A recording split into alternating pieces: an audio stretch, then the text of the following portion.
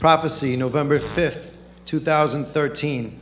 In the spirit, the appearance of an endless day of varied, terrifying calamities and distress is seen across the world. Mankind needs to repent of our sins and turn to Jesus Christ for eternal salvation before it is too late. Revelation 18:8. Therefore shall her plagues come in one day, death and mourning and famine, and she shall be utterly burned with fire, for strong is the Lord God who judgeth her.